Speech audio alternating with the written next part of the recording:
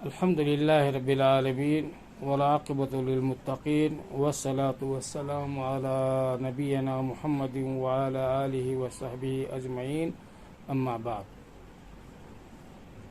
شیخ الاسلام امام محمد بن عبد الوہاب رحمہ اللہ نے اپنی کتاب التوحید میں باب قائم کیا ہے۔ باب من الشرک لبس الحلق والخیط ونحوہما لرفع البلاء او دفعہ، یعنی پریشانیوں کو روکنے اور مصیبتوں سے بچنے کے لیے چھلے پہننا اور دھاگے وغیرہ باندھنا شرک ہے۔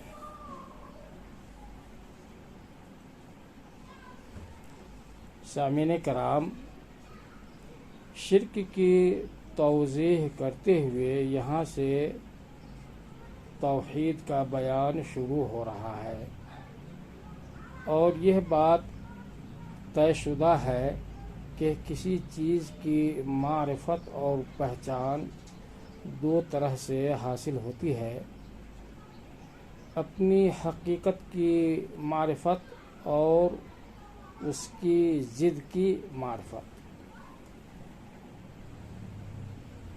یہاں سے امام محمد بن عبد الوہاب رحمہ اللہ اپنی گفتگو کا آغاز توحید کے متضاد یعنی شرک اکبر کے بیان سے کر رہے ہیں، کیونکہ شرک اکبر کے ارتکاب سے توحید مکمل طور پر ختم ہو کر رہ جاتی ہے اور اس کا مرتکب ملت اسلامیہ سے یکسر خارج ہو جاتا ہے۔ شرک کی بعض اقسام ایسی ہیں جو توحید کے اعلیٰ درجہ کے منافی ہیں، اور وہ اقسام شرک اصغر کے قبیل سے ہیں۔ ان کے ارتکاب سے توحید کے اعلیٰ درجہ میں کمی آ جاتی ہے، اس لیے توحید کا اعلیٰ ترین درجہ تو یہ ہے کہ انسان شرک کی جملہ انواع اقسام سے بچ کر رہے۔ شیخ محمد بن عبد الوہاب رحمہ اللہ نے شرک کی تفصیل بیان کرتے ہوئے ابتدا میں شرک اصغر کی بعض ایسی اقسام کا ذکر کیا ہے جو لوگوں سے عام طور پر سرزد ہوتی رہتی ہیں، نیز انہوں نے ادنا سے اعلیٰ کی طرف منتقل ہونے کے اصول پر عمل کرتے ہوئے اولاً شرک اصغر کا اور بعد ازاں شرک اکبر کا ذکر کیا ہے۔ اس باب کے عنوان سے واضح ہوا کہ چھلے پہننے اور دھاگے باندھنے کے علاوہ من کے تعویذات، لوہا، چاندی وغیرہ اور دیگر مختلف اشیاء جو گلے میں باندھی یا لٹکائی جاتی ہیں، یا گھروں میں، گاڑیوں پر یا چھوٹے بچوں کے گلے میں کسی مخصوص مقصد، نظریہ یا عقیدہ کے تحت پہنی، باندھی یا لٹکائی جاتی ہیں، یہ سب شرک ہے۔ چھلے اور دھاگے اور اسی طرح تعویذات وغیرہ کی بابت عربوں کا عقیدہ تھا کہ یہ اشیاء آئی ہوئی مصیبت کو دور کر دیتی یا آنے والی مصیبت کو روک دیتی ہیں۔ ایسی کمتر حقیر اشیاء کے متعلق یہ عقیدہ رکھنا کہ یہ چیزیں اللہ تعالیٰ کی تقدیر کو روک سکتی ہیں، یہ شرک اصغر کیسے ہو سکتا ہے، بلکہ یہ تو شرک اکبر ہے۔ کیونکہ ایسا کرنے والے کے دل میں ان اشیاء کی محبت موجود ہوتی ہے اور وہ ان اشیاء کو مصائب روکنے اور ان سے بچانے کا ذریعہ سمجھتا ہے. یہی شرک ہے. اصل اصول یہ ہے کہ صرف انہی اشیاء اور اسباب کی تاثیر کا عقیدہ رکھنا جائز ہے جن کی شریعت نے اجازت دی ہے یا تجربہ سے ثابت ہو کہ یہ اسباب واقعی ظاہری طور پر مؤثر ہیں. مثلا طبیب کا دوا دینا یا جیسے وہ اسباب جن سے نفع حاصل ہوتا ہے جیسے آگ سے حرارت اور پانی سے ٹھنڈک کا حاصل ہونا وغیرہ. یہ ایسے اسباب ہیں جن کی تاثیر ظاہر اور واضح ہے. شرک اصغر کی جملہ اقسام بعض اوقات نیتوں کی بنیاد پر شرک اکبر بن جاتی ہیں. مثلا کوئی شخص چھلے اور دھاگے وغیرہ کو سبب سمجھنے کی بجائے یہ عقیدہ رکھے کہ یہ بذات خود مؤثر ہے تو اس کا یہ عمل شرک اکبر ہوگا، کیونکہ اس نے یہ عقیدہ رکھا کہ اس کائنات میں اللہ تعالی کے علاوہ بھی کوئی چیز تصرف کرنے کی قدرت رکھتی ہے. گویا اس مسئلے کا اصل تعلق دل کے ساتھ ہے.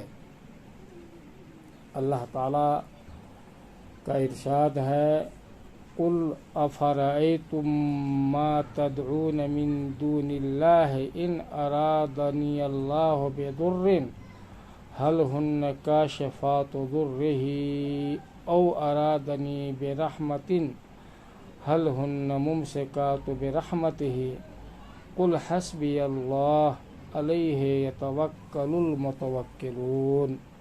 اے محمد صلی اللہ علیہ وسلم آپ ان سے کہہ دیجئے تمہارا کیا خیال ہے کہ اگر اللہ مجھے کوئی نقصان پہنچانا چاہے تو اللہ کے علاوہ تم جن کو پکارتے ہو کیا وہ اس نقصان کو ہٹا سکتے ہیں؟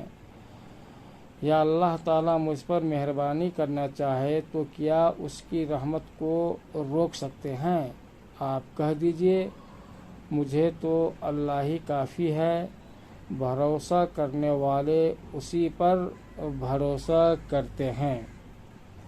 اس آیت کریمہ میں اللہ تعالیٰ نے اپنے نبی سے فرمایا ہے کہ آپ ان لوگوں سے کہہ دیجئے کہ کیا اس بات کا اقرار کر لینے کے باوجود کہ صرف اللہ تعالیٰ ہی آسمانوں اور زمینوں کا خالق ہے تم اس کے ساتھ ساتھ غیر اللہ کی بھی عبادت کرتے ہو؟ قرآن مجید کا یہی انداز ہے کہ مشرکین جس توحید ربوبیت کا اقرار کرتے ہیں وہ ان کے اسی اقرار کو ان کے خلاف پیش کر کے اس توحید الوہیت کا اس بات کرتا ہے جس سے وہ انکار کرتے ہیں. آیت کریمہ میں ہے تدعون تم پکارتے ہو. یہ پکارنا بطور سوال اور طلب ہو یا محض بطور عبادت. مشرکین میں غیر اللہ کو پکارنے کی یہ دونوں صورتیں پائی جاتی ہیں اور اللہ کے علاوہ جنہیں پکارا جاتا ہے ان کی کئی قسمیں ہیں. مثلا بعض مشرک تو مصیبت، دکھ یا پریشانی کے موقع پر بعض انبیاء، رسل اور صالحین کو پکارتے ہیں، بعض اللہ تعالیٰ کے فرشتوں کو پکار کے لائق سمجھتے ہیں اور بعض ستاروں کی طرف، بعض اشجار و احجار کی طرف اور بعض بتوں اور مٹی کی ڈھیریوں کی طرف لپکتے اور جھکتے ہیں. یہ سب شرک کی صورتیں ہیں.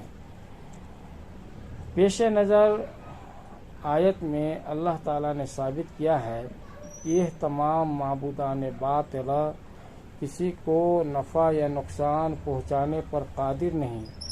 اب ان اشیاء اور شخصیات کے متعلق مشرکین کا یہ عقیدہ کہ اللہ تعالیٰ کے ہاں ان کے بلند مراتب ہیں جن کی وجہ سے یہ اس کے ہاں سفارش کر سکیں گے، باطل اور بے بنیاد ہوا۔ قرآن مجید میں جو آیات شرک اکبر کی تردید میں آئی ہیں، اہل علم انہی آیات کو شرک اصغر کے ابطال اور تردید میں بھی پیش کرتے ہیں، کیونکہ دونوں قسم کے شرک اکبر اور اصغر میں انسان اللہ کو چھوڑ کر غیر اللہ کے ساتھ اپنا تعلق جوڑ لیتا ہے۔ لہذا جب بڑی صورت شرک اکبر میں غیر اللہ کے ساتھ تعلق جوڑنا باطل اور بے حقیقت ہے، تو چھوٹی صورت شرک اصغر میں تو بالاولیٰ باطل ہوا۔ نیز اس آیت میں یہ بھی بیان ہے کہ اللہ تعالیٰ کے علاوہ کسی کو یہ قدرت حاصل نہیں کہ وہ کسی کو کچھ ضرر یا نقصان پہنچا سکے۔